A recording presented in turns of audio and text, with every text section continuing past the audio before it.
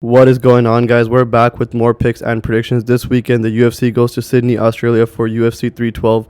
This card is headlined by Dricus Plessis vs Strickland in their rematch for the middleweight championship. The co-main event is also a title fight between Weili Zhang and the undefeated Tatiana Suarez.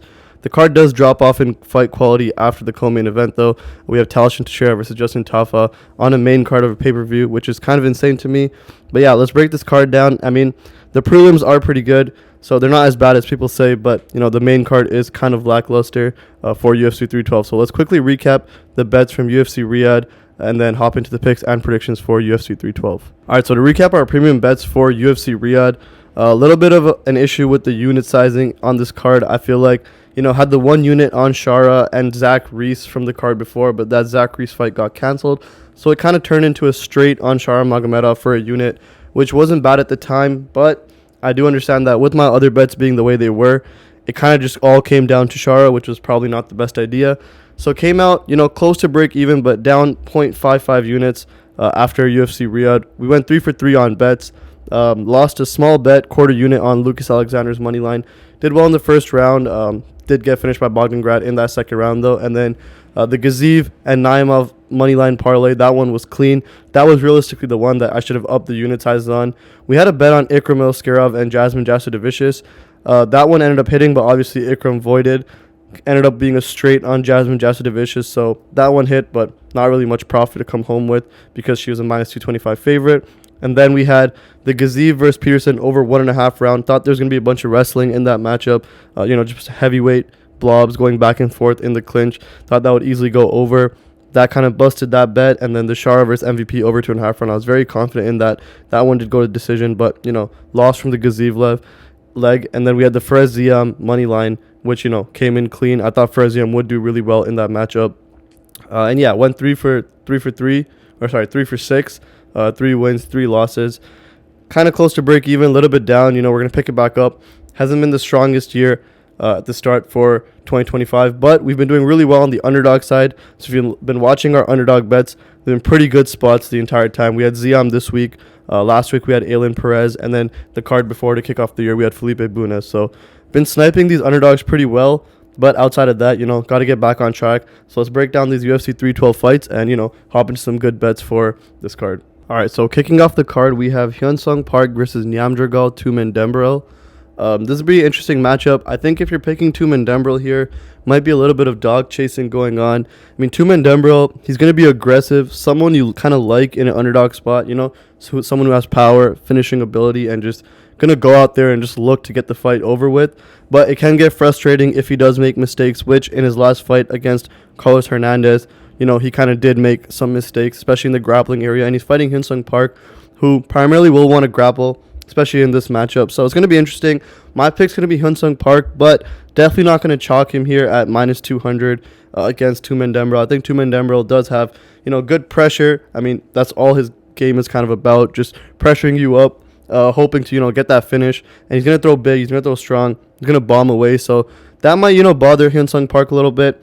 Hyun Park, on the other hand, if he does win this matchup, I think a good likelihood of that is going to come from, just kind of focusing on the grappling, trying to get Tumendemberel on the ground. And then on the ground, I think Tumendemberel can look a little bit lost based off that Hernandez matchup. So I think in the grappling, goes to Hyun Park. It's going to be hard for me to, avoid that aspect. So he's going to have to be the pick. I wouldn't bet him here. Maybe a cool bet for this matchup. I see, Hyun Park by submission being at plus 450. I think that can be something interesting. Him by points is plus 275. Tumendemberel is going to be game. I doubt he gets him out, even by ground and pound or something like that. So plus 450 on the by submission. Maybe he does find a rare naked choke. He has a few of those in his career. And then on the other side, I mean, Tumendemberel, if you're on his side, maybe play him by, either knockout or points. I don't think he gets a submission on Hyun Park. So interesting here. I think if you are betting on the Tumendemberel side, good luck. I mean, I don't hate it, but I don't also love it. Park is going to be my pick. All right, up next, we have Quillan Salkilld versus Anshul Jubli. Now, looking at the odds in this matchup, I think they're a little bit insane. Quillan is a 5-1 favorite, minus 575 on DraftKings right now. And I'll tell you something that Anshul Jubli, he's coming off a loss to Mike Breeden, but he is fairly well-rounded. He is decent. He's accurate on the feet, does decent work on the ground as well. Someone like Quillan, also fairly well-rounded, decent on the feet, does have a few submission wins in his career. I think he can hold his own. Now, I'm going to go with Quillan in this matchup, but someone like Jubli is pretty well-rounded, and he can do good work. His loss to Mike Breeden, he was minus 2,000 going into that third round. Round 1 and 2 clearly on every judge's scorecard. So every judge had it 20-18 going into round 3.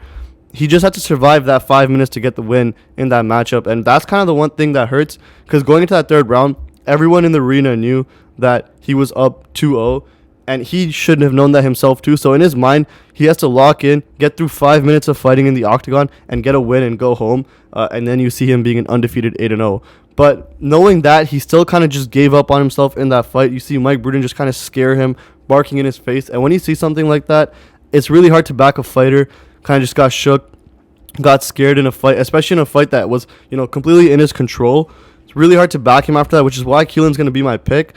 But, at minus 500, Jubli is well-rounded. If he can come back, with a better mentality, then he can definitely make Quillan look like nowhere near a minus 500 favorite. So, not going to bet this matchup. I think if you do bet this, a decent bet, I don't know what the line's going to be, to be honest. It might be really wide. A decent bet could be, inside the distance, Quillan, if it goes to decision, no action, because I don't think Jubli finishes Quillan. I think that if Jubli does get the win, you're going to kind of see him look just better than advertised. So, in that scenario, the line could be super wide, but I do think that is a decent line, because if Quillan comes out there and just, Jubli has the same mentality where he just kind of quits on himself, in that scenario, you do see Quillan finding the finish. So Quillan's going to be the pick. Don't think he should be minus 500. I think the line is absolutely insane. And yeah, we'll move on to the next one. All right, up next, we have Kevin Jousset versus Jonathan Miscallef. This is a pretty straightforward breakdown for me. Kevin Jousset has a judo background, pretty good takedown defense, coming off a loss to Brian Battle, but Brian Battle is a surging prospect who is really good. I don't think that kind of removes a lot of stock from Kevin Jousset. On the other hand, his opponent, Jonathan Miscallef, I think he's making his UFC debut, if I'm not mistaken. Yeah, he is, and I think he has a pretty tough matchup for his first fight in the UFC. I think that, he's primarily a grappler, but with Jousset's judo background, it's going to be hard to take someone like Jousset down. And someone like Miscallef is going to struggle with Jousset's kickboxing. Jousset's coming out of the City Kickboxing Gym. Lots of great strikers in that gym. We kind of know what they're made of, at least on the feet. So with his judo background and, his good kickboxing, good stand-up, I think that it's going to be hard for Miscallef to find the tools to beat Jousset in this matchup. Jousset's also minus 240. I think that on a card like this, where a lot of the large favorites are kind of blown, I don't think a lot of them are worth the money. I think someone like Jousset could be a decent spot. I like Jousset to win this matchup. Like I said, he can keep it standing, and on the feet, he has Miscallef's number. So we'll move on to the next one. All right, up next, we have Kody Steele versus Rongzhu. This guy has one name, kind of pisses me off sometimes, but I'm going to go with Kody Steele. I faded Rongzhu in his fight against Chris Padilla. Chris Padilla was a plus 200 dog. Liked him in that matchup, and he was able to get the TKO. I'm going to fade Rongzhu once again. I like Kody Steele in his UFC debut to get this one done. Kody Steele just has really great wrestling. The background is there. We saw that in his previous fights, and he has that chain wrestling takedown, just relentless. If he doesn't get the first one, he'll chain to a next one. Eventually, he will get the takedown. And then Rongzhu is pretty well-rounded. He's good on the ground. Obviously, he's a good striker as well. But Kody Steele, I think, is just going to be too well-rounded. The wrestling is going to be better, and on the striking, he is making improvements in his boxing, fight over fight. Boxing is going to be getting better, so I think he's a pretty technical striker. Not the best striker, but he is technical. I think that's going to work in his favor. He's going to be able to use that striking to get the takedowns.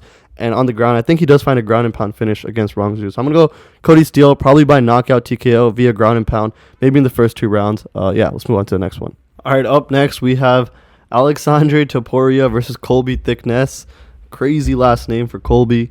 This is a pretty interesting matchup, mostly because of the cornering. Obviously, Topuria, you can figure out who's in his corner. Yes, it's Ilya Topuria. And then Colby Thicknesse is one of the main training partners for Alexander Volkanovski.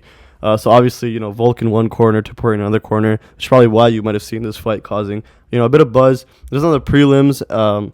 And like I said, the prelims for this card are not bad. It's just a main card that's super lackluster. But then again, it is a fucking pay-per-view, and you're paying for the main card. So that main card's got to be better than this. But yeah, back to the fight. I'm going to take Topuria to win this one. It's really hard for this type of matchup because Topuria, you'll see, is 5-1. All these guys are pretty, bummy, though. It's kind of, hard to tell how good either of these guys are really going to be. Kind of most of it's going to come through the intangibles you have to kind of look at for, the way they're training. Obviously, Topuria is going to be training with Ilya Topuria. So he has, decent training, happening over there. Not decent, much better than decent. And then the same with Colby Thicknesse, since he's going to be with Volkanovski. That's kind of most of how you're going to look at this matchup. But when it comes to the actual fighting styles, Topuria has good boxing, similar to kind of Ilya Topuria. Obviously not as clean, but he does have good boxing. And then Thicknesse on the other side is a decent grappling threat in this matchup. But Topuria also does have, some strong takedowns. So Topuria's going to be more well-rounded. I'm going to pick Topuria to win because of that. I think that, he's going to come out and definitely throw bombs at Thicknesse. I definitely think he's going to be super aggressive in this fight. I'm going to be interested to see if Thicknesse just kind of goes on the defensive the entire fight, which if he does, I think he loses, which I do think happens. I think Topuria does win in this fight. So I think he's going to be super aggressive, both on the boxing side. He's going to land really well. In the striking, he's going to probably wipe the floor with Thicknesse. I think his boxing is pretty good. And then with the takedowns, does his defense hold up? But does he even need to? Because if he's just kind of pressure forward the entire time, then Thicknesse might just be stuck on the defensive for most of the fight, in which case, he might be defending takedowns from Topuria, showing off his, defensive grappling skills. But will he get a chance to, kind of take it to the offensive? I don't know. I'm going to go with Topuria. I also think, maybe this fight ends in a finish. Can land a knockout blow, but really kind of hard to see how this one's going to go. But Topuria's going to be the pick. I think the line maybe does make sense just because of the way the styles are. Both of them are good at grappling. One of them is clearly the better striker. So kind of an easy breakdown there on the line side. But yeah, maybe minus 400 is hard to chalk. I do think Topuria does get it done, though. I don't find it crazy to kind of chalk it for him here. All right, now next fight. Call me biased, but it's Cong Wang versus Bruna Brasil, and I'm fading Cong Wang. Fuck Cong Wang. She lost in her last fight to Gabriela Fernandez, who was making her UFC debut. Cong Wang was a minus 900 favorite in that matchup. And, she got choked out in round 2. Fading Cong Wang forever from now on. And, Bruna Brasil, maybe I am biased. Maybe I'm going to believe a lie here that I'm going to tell myself that Bruna Brasil is going to win and for this reason. But who knows? Maybe I am right. So I'm going to pick Bruna Brasil. It's going to be biased, so take that as you will. Bruna Brasil is going to be plus 300 going into this fight. And she's coming out of Fighting Nerds. She's going to be aggressive. And I think that early on, I think round 1, Cong Wang's going to look decent as she does. I just think that the aggression and the pressure is going to get to Cong Wang. I think Bruna Brasil is going to be able to take her down at some point. And then once she starts getting those takedowns, I think that she's going to start racking up, points on the ground here. And I do think Cong Wang is going to be lost once this fight does hit the ground. So Cong Wang, great kickboxer, beat Valentina Shevchenko in 2015. Everyone knows it's kind of the story behind Cong Wang here. I'm probably going to win this fight if it stays on the feet, but I'm going to be biased. I'm going to take Bruna Brasil from Fighting Nerds to get her on the ground when needed, timely takedowns, and win this matchup via a fuck ton of pressure. All right, up next, we have Tom Nolan versus Viasheslav Borshchev. This fight is as razor thin as it gets, in my opinion. On Tapology, you can see, 49% people picking Nolan, 51% picking Borshchev, so almost as close as it can get. The odds kind of reflect that too. Nolan's a plus 114 dog. Pretty close to pick him on this fight, and I'm actually going to have to go with the dog. But like I said, this is going to be mad razor thin. Nolan, coming off a pretty lackluster performance, taking Alex Reyes to a 3-round decision. He was minus 1,000 going into that fight. Definitely should have got a finish. And then on the Borshchev side, coming with a split decision win to James Yontop. I don't remember that fight fully, but I do think that the win was the correct decision in that matchup. And then before that, the loss to Chase Hooper, where he actually got dropped on the feet and then ended up going to the ground and getting submitted. And obviously, we know Borshchev at this point. He is just a striker, so he's pretty clueless on the ground. But in this fight against Tom Nolan, there's nothing to worry about because neither of these guys are going to go for a takedown. I think that, at the end of the day, the issue with Tom Nolan here is that he gets hit a lot. But then the other issue is I don't think Borshchev is nearly as dangerous as he used to be. I think that, a lot of the power is kind of just gone. He hasn't seemed to be looking super dangerous at all recently, and so I think Nolan, even though he does eat a lot of shots, could probably power through. The good thing about Nolan, though, is he also throws a lot of shots. So I just think that he's going to be way more busy, way more active. He probably will get hit a little bit more, but he also has a reach advantage here, so he's throwing a lot with the longer reach. I think he's going to land quite a bit on Borshchev.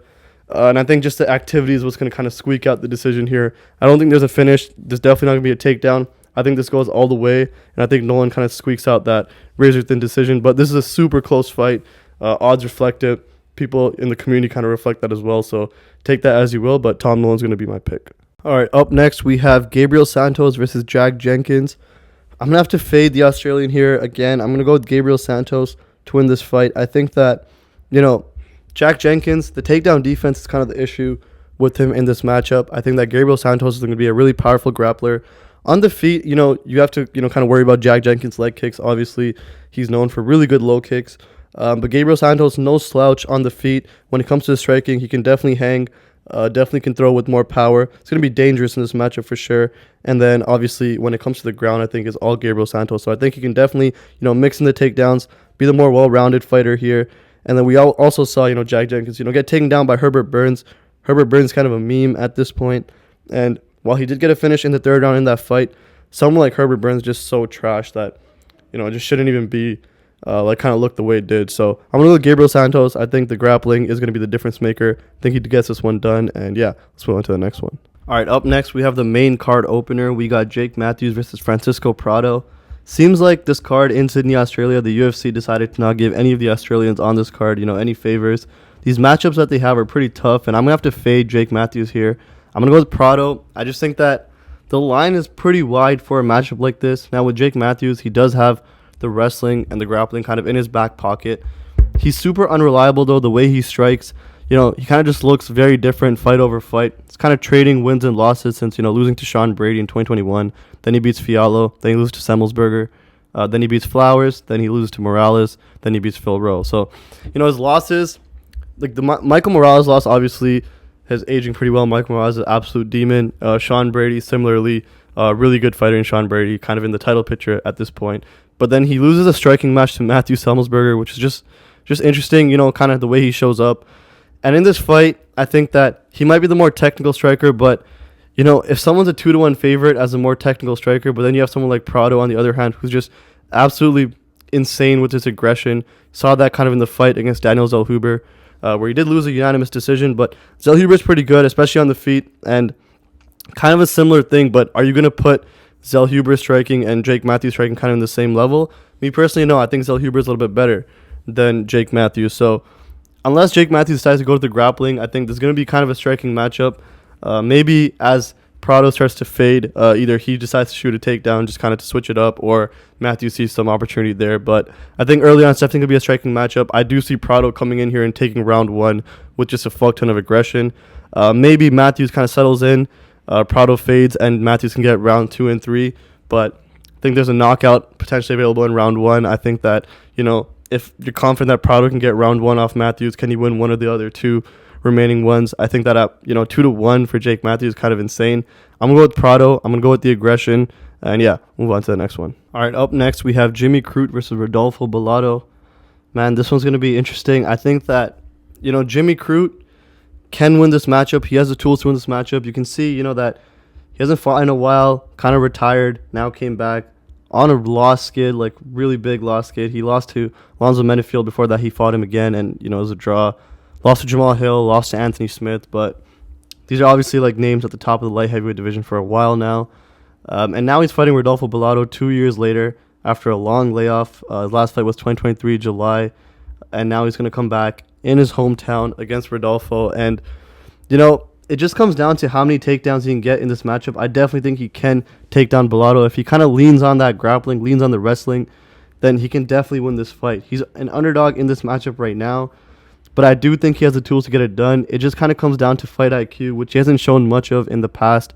He seemed to kind of, give up on the grappling, and not even give up, just kind of not go to it, decide to, kind of trust his hands, which he should not be trusting.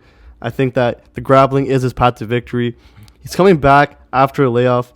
You kind of have to think that he's coming back for a reason. Now, I don't know if that reason is to just get paid or grind his way into the rankings in the light heavyweight division. I'm not too sure, but if he comes in with a real plan to win this fight, and that plan is, with the takedowns, kind of use the striking to kind of level change pretty early on in rounds, he can definitely beat Rodolfo Bellato.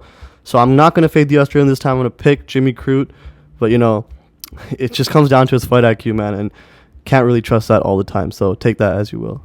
All right, now, I can't believe this is a featured fight on the main card for a pay-per-view, but the next fight is Taliesin Teixeira versus Justin Tafa. This fight, to be honest, if you want to bet on Teixeira in this matchup, I think that's pretty degen. But at the same time, I'm going to pick Teixeira to win only because I think over 3 rounds, he's going to be better than Tafa. But this is a heavyweight fight against, Tafa, who is a knockout artist, so who knows if this even goes 3 rounds.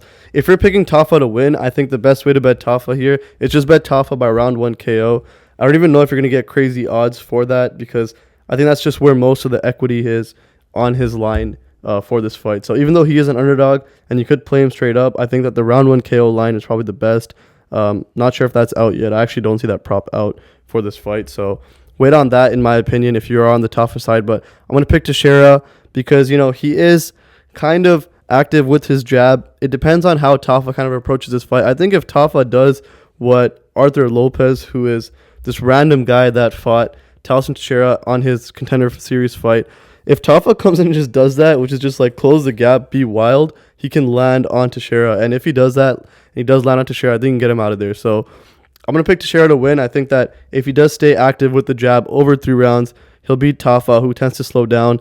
I mean, we haven't seen Teixeira realistically outside the first round, but the way he fights, you can think that, or you can at least assume that he can kind of pop that jab out for longer than just a round. So I think on the cardio side, while we haven't seen it, I think it's okay to assume that it'll go to Teixeira because we do see Tafa slow down.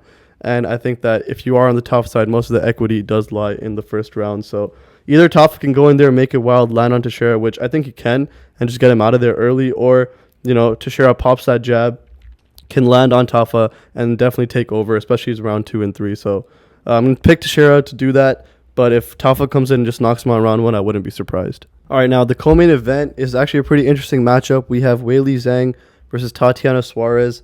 And if you've been watching the betting line for this matchup, it's been moving absolutely insane. Weili opened as a minus 200 favorite, and she's now the underdog in this fight. So lots of action coming in on Tatiana Suarez. And, I get it. Tatiana Suarez is 10-0. She's definitely been looking good. Obviously, she's come off a long layoff. Her last fight was in 2023, but she's always found a way to win. She's a dominant wrestler, and over time, as you watch her fights, you realize that she sticks with the wrestling, and people eventually just break and can't stop it. And in the Weili Zhang scenario, can she do the same? Which, if you believe that, nothing crazy. I think that it does make sense, but with the amount of action coming on her, it kind of makes Weili a little bit more attractive on the betting side for sure. Now that she's an underdog, I find that kind of insane, especially knowing that she opened as a minus 200 favorite, which is kind of interesting to see that type of movement in a title fight. Normally, you don't see that. But for this matchup, I mean, I've been going back and forth on who I'm going to pick. I'm going to pick Weili Zhang to win. I think that, over her career, she's proven a little bit more. She has the experience on her side, especially the 5-round experience. And that, she is going to be the more well-rounded fighter. But in this fight, I think that what you really do is you kind of watch round 1 and you kind of see how that goes. With someone like Tatiana Suarez, it's easy to say, okay, Weili's a better striker. Suarez is going to be the better grappler. If Suarez can get the takedowns, then, she's going to win. If Weili can stop the takedowns, then Weili's going to win. It's easy to kind of break it down that way, but I don't think that's kind of what's going to happen. I mean, we saw a fight like Merab versus Sean where Merab basically outstruck Sean, and you wouldn't call Merab a better striker than Sean O'Malley, but it just comes down to what that takedown threat really presents and how afraid the other fighter is of that. So how much are they overcompensating for their takedown defense over the striking in general? So someone like Tatiana Suarez, if Weili is super overcompensating for the impending takedown and, Suarez kind of opened up on the feet there, and you kind of see that, Weili is a bit hesitant to throw, not throwing as much volume as she normally does. In that scenario, Tatiana's going to win this fight for sure. So I would kind of watch round 1, see how it goes. If Weili's looking timid, to be honest, I might even just live bet Tatiana Suarez in that scenario. Then on the other hand, if Weili's confident, if she brings the wrestling to Tatiana, throws in some offensive takedowns, keeps the pressure on her, make sure that she's the one moving forward, lets her hands kind of go when she's standing up, not afraid, just kind of trusting her takedown defense when Tatiana does shoot. In that scenario, then, Weili can definitely get it done. And I don't think Weili's going to come out here looking timid. That's just my opinion, though. This fight, like I said, could go either way. Super interesting matchup. Line movement is also crazy, so I would kind of just watch round 1. If it looks anything similar to what you saw with Sean O'Malley versus Merab Dvalishvili, I think you just kind of hammer Suarez if, Weili does look timid, especially on the feet. All right, now up next in the main event, we have Dricus du Plessis versus Sean Strickland. I'm going to go with Dricus to win this fight, and, it just comes down to kind of what happened in the first matchup. I think that with someone like Sean Strickland, you're definitely going to lose if you just kind of let him jab you up. So one thing I do like is just the adjustment that Dricus made, especially in round 2. You see round 1 go all the way like Sean Strickland's way. He's establishing his jab. Dricus kind of struggling to enter, just continuously eating the jab and the teep. And then in round 2, Dricus like, nah, fuck this. He's able to blitz in, get some success, get some damage done on Sean.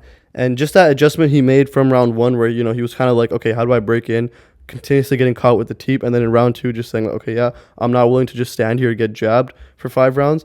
I think that, that adjustment was really good. Definitely good on the Dricus side. Also, he did get a few takedowns. They weren't really, anything done with the takedowns, but they were timely, definitely involved in that decision win that he did get from the judges. So I think, the more well-rounded fighter is obviously Dricus because he has the grappling in his back pocket. We see someone like Sean Strickland saying, if you're a man, stand up and fight this one, which I just don't like hearing from a fighter because obviously it is mixed martial arts. So if Dricus has the takedowns, why not go for it? And he did show really good fight IQ, getting them at great times in that fight, closing out close rounds with those takedowns. So I'm going to go Dricus to win this one again. Me personally, though, I don't like where the line has gone for this fight. Dricus, I did take some action actually when he opened up. He opened up at minus 130, so close to pick him. I like that because, I think it does give him the slight edge with the takedowns, which is what I think this fight should be priced at. But then, now at minus 200, 2-1 favorite for Dricus. Me personally don't love that spot. So take that as you will. But Dricus to Plessis is going to be my pick. Definitely think some round overs probably be pretty safe on this fight as well. All right, guys, that does it for all the picks and predictions for UFC 312 in Sydney, Australia this weekend. We have 15 weeks in a row of UFC now, 16 if you include the last week for UFC Riyadh. So great time to, lock in. Every week we got UFC, and while this card might be a little bit lackluster, especially the main card, still a decent pay-per-view. The prelims I think are definitely going to deliver. The card opener of Jake Matthews versus Francisco Prado. Prado's going to be an exciting fighter to watch, and obviously the co-main and main event is actually pretty good. So we got Dricus to win in the main event. We'll see what happens. And if you guys do want to check out our premium picks, make sure to check out kopicks.win.